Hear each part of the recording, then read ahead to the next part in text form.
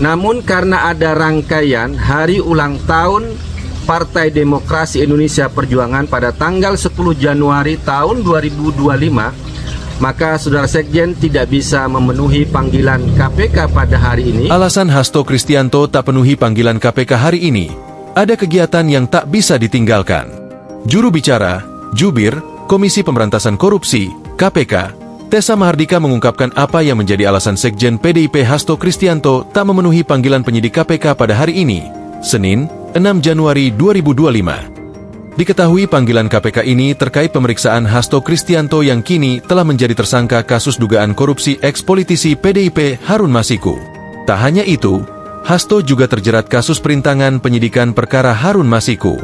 Tessa menuturkan, pihak menyidik telah menginformasikan bahwa Hasto mengirimkan surat pemberitahuan ketidakhadirannya.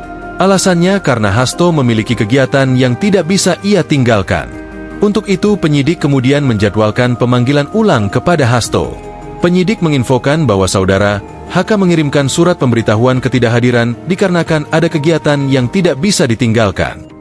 Untuk selanjutnya, penyidik akan menjadwalkan pemanggilan ulang kepada yang bersangkutan. Ke perkara saudara HK, yang bersangkutan sudah memberikan konfirmasi ketidakhadiran dan penyidik menyetujui akan mereschedule.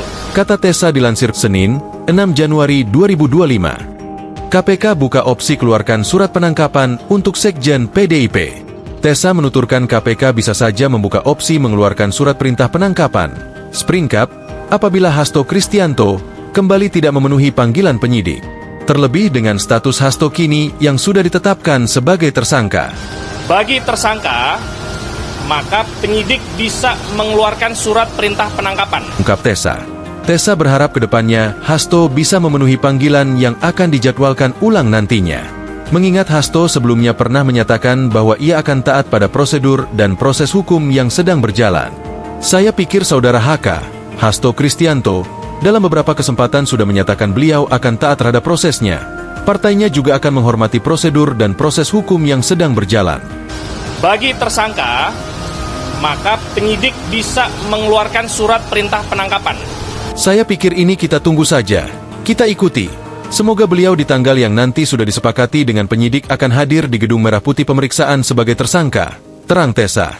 PDIP minta KPK jadwalkan ulang pemeriksaan Hasto Kristianto setelah 10 Januari 2025. Ketua DPP PDIP, Roni Talapesi, menyatakan bahwa ketidakhadiran Hasto dalam pemeriksaan KPK disebabkan oleh agenda partai yang sudah direncanakan sebelumnya, yaitu rangkaian kegiatan memperingati HUT ke-52 PDIP yang berlangsung hingga 10 Januari 2025. Sekjen Hasto Kristianto belum dapat memenuhi panggilan pada hari ini dikarenakan telah memiliki agenda yang telah terjadwal sebelumnya, kata Roni dalam keterangannya, Senin, 6 Januari 2025. Roni menegaskan, Hasto dan PDIP taat pada hukum dan akan mengikuti semua proses hukum.